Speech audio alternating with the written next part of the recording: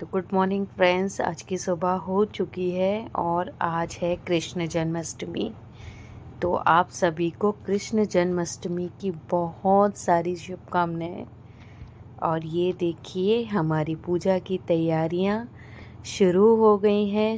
शौर्य और किंजल ने आज पूरा मंदिर का डेकोरेशन कर लिया है और आज कुछ इस तरह से हमारे भगवान यहाँ पर बैठने वाले हैं। और ये हमारी पूजा की थाली, आज के पकवान इसी थाली में इस तरह ही सजे हैं और ऐसे ही हमने बनाए हैं। तो शुरू करते हैं सबसे पहले भगवान की पंजीरी से, जो सबसे पहला भोग भगवान को लगाया जाता है। तो बस वही पंजीरी हमने बनाना शुरू कर दी है। इसके लिए घी लिया है और ये पंजीरी बनती है पिसे हुए धनिए से। तो हमने कढ़ाई में घी डाला और जब वो गर्म हो गया तो उसमें एक छोटा कप पिसा हुआ धनिया डाल दिया और इसे बिल्कुल स्लो फ्लेम पे आराम से धीरे धीरे गोल्डन होने तक फ्राई करेंगे। चूँकि प्रसाद है, थोड़ा ही बनता है, तो इसीलिए मैं भी थोड़ा सा ही बना रही थी, क्योंकि बहुत सारी चीज़ें बनाती हैं आज, तो सभी कुछ थोड़ा थोड़ा बनना चाहिए। तो हमने एक छोटा कप धनिया लिया और उसे घी में, देसी घी में अच्छे से गोल्डन फ्राई किया और इसके साथ इसमें डाल देंगे ड्राई फ्रूट्स। वो आप अपने अकॉर्डिंग कितने भी डाल सकते हैं। मैंने काजू और छुआरे डाले थे, क्योंकि ड्राई फ्रूट्स की बहुत सारी चीज़ें बन चुकी हैं, तो हर चीज़ में बहुत ज़्यादा ड्राई फ्रूट्स डालेंगे तो बच्चे नहीं खाएंगे। बट भगवान का भोग लगना था तो हमने उसमें ड्राई फ्रूट्स डाल दिए, जिससे वो भी थोड़े से सिक जाएंगे। बारिश का मौसम है तो थोड़े से क्रिस्पी हो जाएंगे।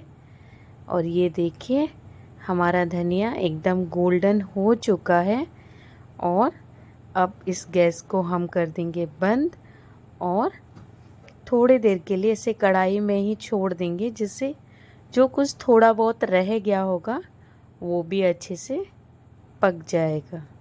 तो ये देखिए, एकदम सही से फ्राई हो चुका और मैंने गैस बंद कर दी है और इसे छोड़ देते हैं। और ये बाउल में निकालने के बाद कुछ ऐसा हो गया था। और इसमें अब 2 चम्मच हम मिलाएंगे पिसी हुई शक्कर। और इसमें कुछ भी नहीं डालना होता है, बस यही 2-3 चीज़ों से ये भगवान के भोग के प्रसाद की पंजीरी बनती है, जो आज के दिन विशेष बनाई जाती है हमारे यहाँ। सबके यहाँ बनती है या नहीं ये तो नहीं पता, बट हमारे यहाँ पर कृष्ण जन्माष्टमी पर धनिए की पंजीरी का ही भोग लगाया जाता है। और भी बहुत सारी चीज़ें होती हैं, बट ये विशेष तौर पर बनाई जाती है कृष्ण जन्माष्टमी पर। तो ये हमारा पहला भोग का प्रसाद बनके तैयार हो गया है। अब इसे रख देंगे एक तरफ। ये देखिए, देखने पे अलग ही लग रहा है और खाने में ये इतना ज़्यादा टेस्टी होता है। आप कभी भी नॉर्मली भी भगवान का भोग लगा के खाएंगे ना, बहुत टेस्ट आता है, इसका स्वाद ही कुछ अलग होता है। तो ये देखिए, ये मेरी भोग के प्रसाद की धनिया की पंजीरी बनके एकदम तैयार हो गई है। बहुत अच्छे से बनी है और बहुत सही कलर आया है। तो अब इसे रख देते हैं एक तरफ और हम शुरू करते हैं हमारी दूसरी चीज़ बनाना। ये बना रहे हैं हम ड्राई फ्रूट्स के लड्डू। ये भी जन्माष्टमी पर हमारे यहाँ विशेष तौर पर बनाए जाते हैं। तो इसमें लिया है नारियल, अखरोट, काजू, छुआरे और गोंद और मखाने। आज बादाम नहीं थी तो मैंने बादाम नहीं ली है। अगर आपके यहाँ अवेलेबल है तो आप इसमें बादाम भी डाल सकते हैं, वो भी हेल्दी होती है और बहुत ज़रूरी होती है। बट आज मेरे यहाँ नहीं थी और मैंने ध्यान भी नहीं दिया, तो अब बनाते समय याद आया तो कुछ भी नहीं किया जा सकता था। तो जो मेवाएं थीं उसी से हमने सोचा प्रसाद तो बना ही लेते हैं ना। तो बस मैंने वही मेवाएं निकाली और सब ऐसी कोशिश की है कि सभी इक्वली निकले। कोई ऐसा नाप कर नहीं निकाली है, बट कोशिश की है। थोड़ी बहुत कोई कम ज़्यादा भी होती है तो चलती है, क्योंकि सारी ड्राई फ्रूट्स के फ्लेवर आनी चाहिए। ऐसा नहीं है कि नहीं, सारे बिल्कुल इक्वल होने चाहिए। और ये मूंगफली की बर्फ़ी बनाने के लिए मैंने मूंगफलियों को अच्छे से भूंज लिया है, क्योंकि इससे 2-3 चीज़ें बन जाएंगी भुनी हुई मूंगफलियों से। तो इसीलिए सबसे पहले इन्हें भूनकर, क्योंकि इन्हें ठंडा करना पड़ता है, फिर इनके छिलके निकालने पड़ते हैं, तो मैंने भूनकर रख ली हैं। और इसकी इस तरह से हाथ से मसल के, जब थोड़ी गर्म रहती है ना तभी इसके छिलके आसानी से निकल जाते हैं। तो बस इसे ठंडा होने के लिए छोड़ देते हैं। पहले हम अपने लड्डू बना लेते हैं।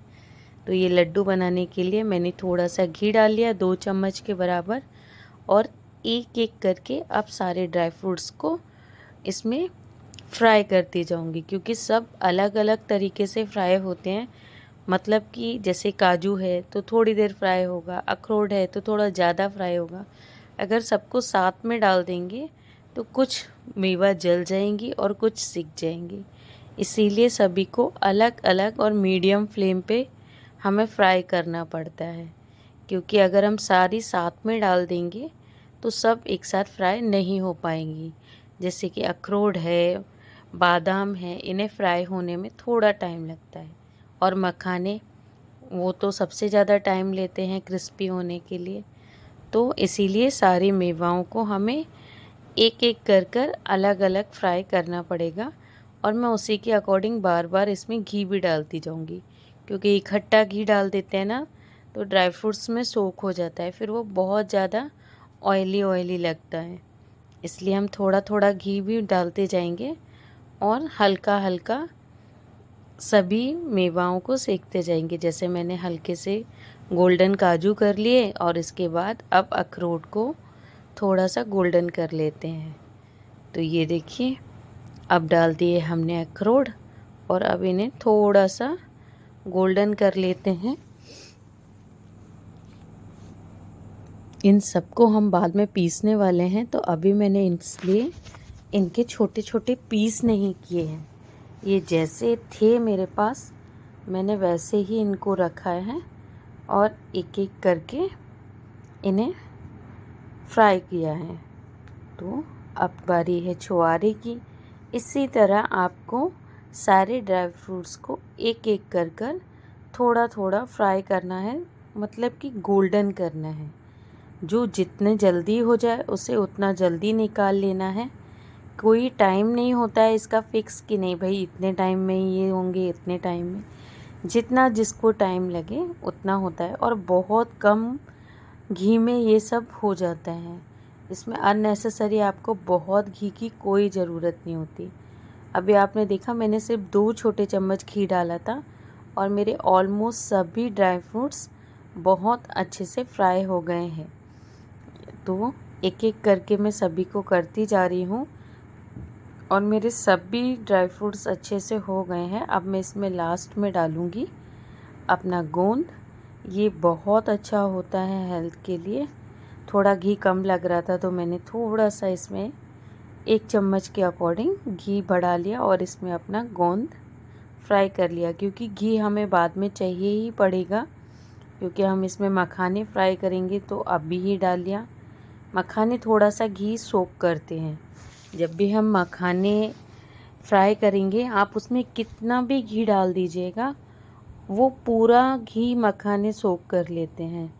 इसीलिए बस जब भी हम मखाने फ्राई करें उसमें उतना ही घी डालें जितना कि हमें करना है। अगर बहुत ज़्यादा घी डाल देंगे मखाने उसे सोक कर लेंगे, और फिर वो बहुत ज़्यादा ऑयली ऑयली हो जाएगा।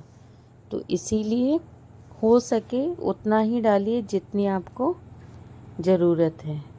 तो बस मैंने भी वही किया है। अब सबसे लास्ट में मैं मखाने डाल दूँगी, और इन्हें कम से कम 5 मिनट बिल्कुल स्लो फ्लेम पे अच्छे से फ्राई करूँगी, जिससे ये क्रिस्पी हो जाए, और जब हम इन्हें पीसें या इसके लड्डू बनाएं तो बहुत अच्छे से बने।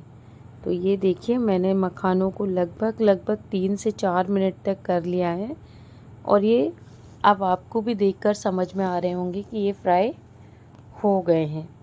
तो बस इसी तरह से सारी मेवाओं को अच्छे से फ्राई करिए एक एक करके। थोड़ा समय लगता है, हाँ, जब भी हम कोई ऐसी चीज़ बनाते हैं, कोई स्वीट डिश बनाते हैं, तो वो थोड़े आराम से ही बनती है, उसमें थोड़ा सा टाइम लगता ही है बनने में। तो बस ये देखिए मेरे मखाने बहुत अच्छे तरीके से फ्राई हो गए हैं और अब ये निकालने के लिए एकदम तैयार है कि अब इन्हें हम निकाल सकते हैं। तो बस अब मैं इन्हें कढ़ाई से निकालने वाली हूँ, जब तक मेरी और भी मेवाएं, ये देखिए ये सब भी मेवाएं मेरी ठंडी हो चुकी हैं। मखाने जल्दी से ठंडे हो जाते हैं, इसीलिए हमने मखानों को बाद में फ्राई किया था। और ये आप देखकर ही समझ सकते हैं कि कितनी मीडियम फ्लेम पे इसे गोल्डन फ्राई किया है। तो आप चाहे तो साबुत भी इसका पाक बना सकते हैं, बट मैं चूँकि लड्डू बना रही हूँ तो मैं इसे थोड़ा सा मिक्सी में दरदरा सा पीस लूँगी, जिससे फ्लेवर भी आते रहेंगे और जब मैं लड्डू बनाऊँगी ना तो लड्डू अच्छे से बंध जाएंगे। अगर इन्हें पीसूँगी नहीं तो फिर मेरे लड्डू अच्छे से बंधेंगे नहीं।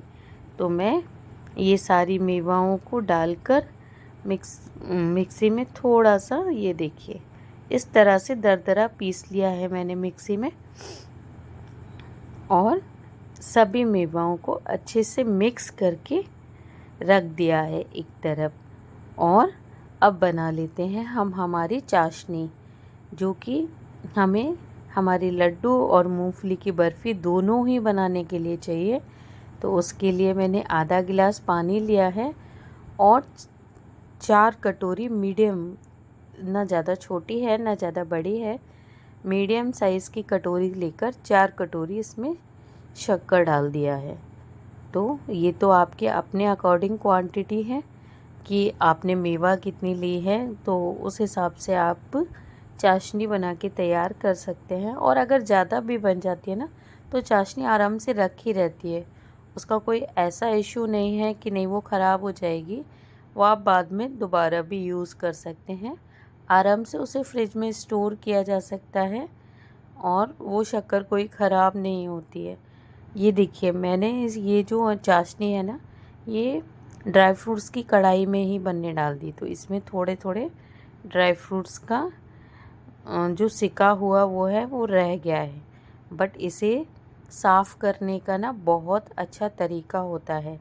जब भी आप शक्कर की चाशनी बनाते हैं ना, तो इसे सफ़ेद करने के लिए जो हलवाई लोग मिठाई बनाते हैं वो भी इसमें थोड़ा सा दूध डालते हैं। थोड़ा सा मतलब 4 छोटी चम्मच या छोटी सी कटोरी में आधी कटोरी दूध लेके अगर आप चाशनी में डाल देते हैं तो क्या होगा, हमारा जो कचड़ा है, जो गंदगी है शक्कर की, जो उसका पीलापन रहता है, वो पूरा अपने आप उभर के ऊपर आ जाता है। तो हम उसे आराम से निकाल कर और हटा सकते हैं। इसके बाद जब हमारी चाशनी निकल के आएगी ना, एकदम सफ़ेद चाशनी निकल के आएगी, तो हम कुछ भी मिठाई बना रहे होंगे वो एकदम साफ़ और सफ़ेद बनेगी। ये देखिए आप देखकर ही समझ जाएंगे कि बिल्कुल सफ़ेद चाशनी है। और मेरी चाशनी बनके तैयार हो गई है, तो मैंने इसे गैस से उतारा और इसमें अपना मिक्सचर मिला दिया। और ये चाशनी मैंने ज़्यादा बनाई थी तो 2 पार्ट में कर लिया था, आधी मूंगफली में डाल दी थी और आधी हमारे लड्डुओं के जो पिसा हुआ था उसमें मिला दिया था। अब ये देखिए ये अच्छे से मिल गया है, और अच्छे से मिलाने के बाद जब ये चाशनी सोख हो जाएगी ड्राई फ्रूट्स में, तो हम इसे थाली में निकाल के ठंडा कर लेंगे, जिससे हमारे जो लड्डू हैं ना बहुत आसानी से बन जाएंगे। तो मैं भी वही कर रही हूँ, मैंने सारा ये पेस्ट पूरा थाली में निकाल लिया है, क्योंकि कढ़ाई बहुत देर तक गर्म रहेगी तो हम जल्दी से अपनी मिठाई नहीं बना पाएंगे। तो ये देखिए ये मैंने इस तरह से सारा, आप सावधानी से निकालिएगा क्योंकि कढ़ाई उस समय गर्म रहती है। अगर पैन वगैरह यूज़ करते हैं तो उसमें तो हैंडल प्लास्टिक का होता है तो कोई इश्यू नहीं होता। और इसे इस तरह से तो अब ये जब ठंडा हो जाएगा तो इसे थोड़ा सा ही ठंडा करेंगे, एकदम ठंडा कर देंगे तो फिर हमारे लड्डू नहीं बनेंगे। थोड़ा गर्मा गर्म रहते हैं ना तो लड्डू बहुत अच्छे से बनते हैं। आपने कभी हलवाई को भी बनाते देखा होगा तो वो थोड़े गरम गरम का ही बनाते हैं, जिससे लड्डू बनाने में हमें आसानी पड़ती है। हाँ, थोड़ा हाथों में गरम लगता है। ये देखिए, मुझे भी शुरू शुरू में थोड़ा गरम लग रहा था हाथों में, बट वो धीरे धीरे हाथ उस तरह से हमारे हो जाते हैं और लड्डू हमारे बनना शुरू हो जाते हैं। अगर हम एकदम ठंडा कर देंगे तो फिर हमारे लड्डू अच्छे से नहीं बनेंगे। तो इस तरह से हाथों से दबाकर, और आप अपने अकॉर्डिंग जो भी साइज़ चाहें, छोटा बड़ा, वो आप लड्डुओं को दे सकते हैं और बहुत अच्छे से बना सकते हैं। बिल्कुल आराम से बनते हैं, कोई दिक्कत नहीं आती है बनाने में, और खाने में इतने टेस्टी लगते हैं, बहुत टेस्टी लगते हैं।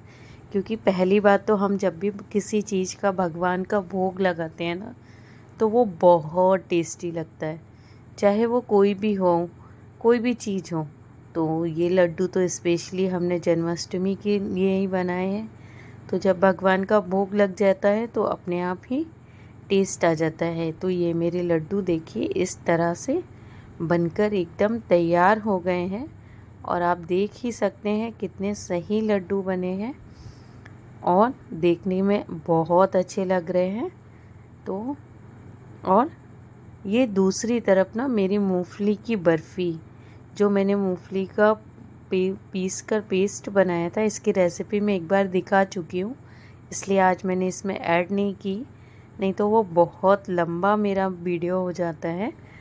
तो ये इस तरह से मैंने मूंगफली का पेस्ट बनाया पीस कर, और उसमें चाशनी जो लड्डुओं के लिए बनाई थी वो मिलाकर उसे फैला दिया, और इस तरह से मेरी बर्फ़ी बनकर तैयार हो गई। जब तक मैंने लड्डू बनाए जब तक मेरी बर्फ़ी भी बनके तैयार हो गई। तो इस तरह से आज की मेरी दोनों मिठाइयाँ बनकर एकदम तैयार हो गई हैं। आप देख सकते हो एकदम परफेक्ट बर्फ़ी बनकर निकली है। ये देखिए एकदम परफेक्ट बनकर निकली है, ना ज़्यादा मोटी ना पतली, और बहुत जल्दी 10 मिनट में सेट हो गई।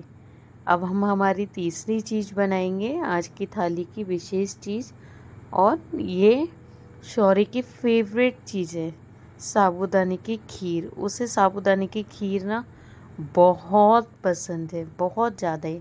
स्पेशली पूछने आया था साबूदाने की खीर बना रही हो ना। तो ये हमने ले लिया दूध और इसमें डाल दिए भिगे हुए साबूदाने। ये हमने सुबह भिगोने रख दिए थे, और फिर उसे अब दूध को उबलने के लिए छोड़ दिया था। और जब तक हम अपना बाकी काम कर रहे थे, आराम से हमारी खीर उबल रही थी। और जैसे ये उबल के तैयार हो गई, हमने उसमें इलायची, ड्राई फ्रूट्स और शक्कर अपने टेस्ट के अकॉर्डिंग मिला दी, और मिलाते ही हमारी खीर बनके तैयार हो गई। हाँ, खीर को बनने में थोड़ा समय लगता है। दूध को मीडियम फ्लेम पर आराम से बॉईल होने दीजिए तो खीर हमारी आराम से बन जाती है। अब हम बनाते हैं हमारी नेक्स्ट डिश, और वो है हमारी साबूदाने की खिचड़ी। इसके लिए हम क्या करेंगे, सबसे पहले जो हमारी सिकी हुई मूंगफलियाँ थीं जिन्हें हमने छील लिया था, उन्हें फ्राई कर लेते हैं। क्योंकि क्या है, मूंगफली ऐसे भी नमक और काली मिर्च डाल के खाने में बहुत अच्छी लगती है। और उसके बाद हम साबूदाने के बड़े बनाने वाले हैं, उसमें भी मूंगफलियों का यूज़ होता है। थर्ड हम चटनी बनाएंगे ग्रीन वाली, तो उसमें भी मूंगफलियों का यूज़ होगा। तो एक बार मैं अपनी सारी मूंगफलियाँ सबसे पहले इस घी में फ्राई कर लेती हूँ, क्योंकि बाद में हम जब साबूदाने की खिचड़ी बनाएंगे तो ये घी अच्छे से यूज़ में आ जाएगा। तो बस वही मैंने किया, पहले अपने सारी मूंगफलियों को एक ही बार में फ्राई कर लिया, जिससे बार बार हमें मूंगफलियाँ फ्राई नहीं करनी पड़ेंगी। और इन्हें भी बिल्कुल मीडियम फ्लेम पर आराम से गोल्डन होने देंगे, ज़्यादा नहीं करेंगे। ये देखिए, क्योंकि ये ऑलरेडी सिकी हुई हैं तो हमें इन्हें बहुत ज़्यादा फ्राई नहीं करना था, सिर्फ थोड़ा सा करना था। और ये देखिए एकदम बन के बढ़िया सी सिक के हो चुकी हैं। तो इसे निकाल लेते हैं हम। चलिए अब बनाते हैं हम हमारी गर्मा गर्म साबूदाने की खिचड़ी, जिसे खाने का मन ना हमारा कभी भी हो जाता है। उसके लिए किसी स्पेशल व्रत के दिन का इंतज़ार नहीं करना होता है, और वो इतनी हेल्दी होती है कि उसे आप कभी भी खा सकते हैं। बहुत कम ऑयल में बहुत जल्दी बनती है। तो जो हमने मूंगफलियाँ फ्राई करी थी, उसमें सबसे पहले खूब सारी हरी मिर्च डाली, फिर बॉईल किए हुए आलू। चूँकि आज मैंने बॉईल किए थे तो बॉईल किए हुए आलू मिला देते हैं। अदरवाइज़ अगर आप पर नहीं है तो आप छोटे छोटे पीस में आलू काट कर उसे भी फ्राई करके उससे भी खिचड़ी बना सकते हैं। ऐसा कोई कंपलसरी नहीं है कि बॉईल किए हुए आलू ही आपको उसमें मिलाना है। तो ये देखिए, ये मैंने इसमें थोड़े से ड्राई फ्रूट्स, मतलब कि मेरे पास काजू रखे हुए थे तो ऐड कर दिए। ये कोई कंपलसरी नहीं है कि ड्राई फ्रूट्स डालें, अगर आप नहीं डालना चाहते तो स्किप कर सकते हैं। और इसके बाद इसमें भिगोए हुए साबूदाने, ये सबसे ज़्यादा ध्यान रखने की बात है। जब भी आप खिचड़ी बनाएं तो हमारे साबूदाने 4-5 घंटे पहले भिगो हुए होने चाहिए। तो हमारी खिचड़ी ना 3 से 4 मिनट में, ज़्यादा से ज़्यादा 5 मिनट में बन के तैयार हो जाती है। कभी भी आपको अचानक भूख लगे तो अगर साबूदाने भिगे हुए रखें 5 मिनट में खिचड़ी हमारी बन के तैयार हो जाती है। फिर इसमें मैंने डाला व्रत वाला नमक टेस्ट के अकॉर्डिंग और काली मिर्ची। बाकी आप जो चाहें अपने टेस्ट के अकॉर्डिंग इसमें मसालों में डाल सकते हैं। बट आज व्रत का दिन था तो हमने इसमें बस यही 2 चीज़ें डाली थी। नहीं तो आप लाल मिर्च और जीरा ये सब डाल सकते हैं अपने अकॉर्डिंग। बट आज व्रत का दिन था तो हमने इसे सिंपल और सात्विक रूप में ही बनाया था। तो इस तरह से इसे अच्छे से मिक्स करके और सिर्फ 2 से 3 मिनट के लिए आपको इसे ढक के रखना है, जिससे हमारे जैसे साबूदाने अभी दिख रहे हैं ना एकदम खिले खिले, ऐसी ही खिचड़ी बनकर तैयार होगी। और ये देखिए हमारी खिचड़ी एकदम बढ़िया सी खिली खिली बनकर तैयार हो गई है। एकदम अलग अलग बनी है, बहुत टेस्टी बनी है। अब हम बनाते हैं हमारे साबूदाने के बड़े। इसके लिए हमने आलू बॉईल किए हुए लिए हैं और साथ में लिए हैं सिंघाड़े का आटा और भिगे हुए साबूदाने। ये सब हमने पहले ही निकाल के रख लिया था। बस अब क्या है, थोड़ा सा काम और हमारी डिश तैयार हो जाएगी। इसमें हम मूंगफली के दाने, हरी मिर्च, धनिया, व्रत वाला नमक और काली मिर्च, ये सारी चीज़ें और ऊपर से ऐड करेंगे अपने टेस्ट के अकॉर्डिंग। और फिर इसे बहुत अच्छे से मिक्स करके अपना डो तैयार करेंगे। ये डो बिल्कुल सॉफ्ट बनाएंगे, इसे हार्ड नहीं करना है। बहुत ज़्यादा सिंघाड़े का आटा डाल के एकदम सॉफ्ट डो बन के तैयार करना है, जिससे जब हमारे बड़े बन के तैयार होना तो वो एकदम सॉफ्ट बन के निकले। क्योंकि हम इसमें आलू डालते हैं तो आलू से वैसे ही सॉफ्टनेस आ जाती है।